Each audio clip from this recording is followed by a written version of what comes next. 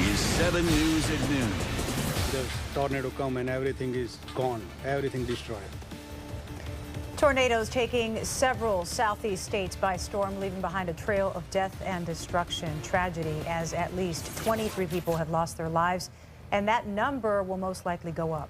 This afternoon, survivors are in shock, searching for loved ones and salvaging what they can from their destroyed lives and homes. Reporter Camila Bernal begins our Team 7 coverage now from hard-hit Lee County, Alabama. The destruction area is at least a half a mile wide, at least a mile long, probably longer. A string of tornadoes ripped through Alabama and Georgia Sunday afternoon, tearing roofs off homes and snapping trees like twigs.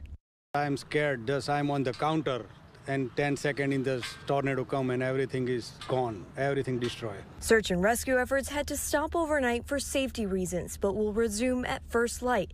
And with that, the death toll could rise. Be doing search and rescue this morning. That's our primary focus to see if we can locate individuals who may still be in the area.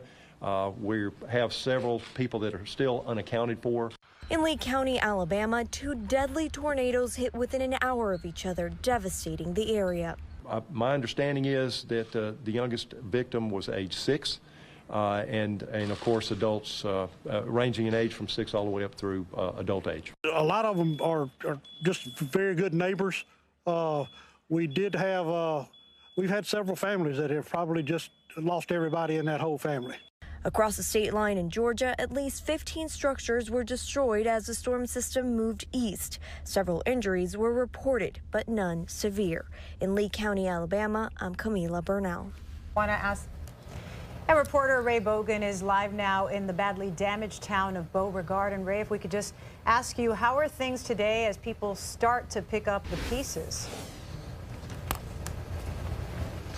Well, Christine and Diana, good afternoon to you. The big thing we're looking at right now is the security that's in the area. We're in Lee County right now, very close to Beauregard, and we're trying to get to one of the hardest hit areas. Some of the worst damage is just a quarter mile down the road, just past where you see this Lee County Sheriff barricade.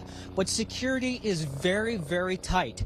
To get to where we are right now, we had to go through 2 separate checkpoints, and to get back past to where those lights are and where you see this electric truck going right now, you have to be walked through with an escort. So they're taking this very seriously, checking each and every car, asking for everybody's identification, and making sure that if you have to go there, there's a good reason for it and that you belong. They don't want any sightseers. They don't want any potential looters. They're being very careful about who they let through. And another question for you, as these folks have been devastated in that area, talk about the weather conditions now and what that poses in terms of the search and recovery situation there. Well, you might be able to see my breath coming out of my mouth right now. It's pretty chilly out. It's about 40 degrees. Last night it was below freezing temperatures. There's a freeze warning in effect right now. And overnight tonight, it's also supposed to get down into the 20s. So the cold temperatures are definitely going to be a factor here. As of right now, they got about 200 people doing search and rescue operations. They're using both helicopters and special drones with heat-seeking abilities so they can fly the drones up and above, looking down, and if there's anybody who's stuck underneath the rubble, their heat signature will be picked up by that drone, and they'll know where to start looking.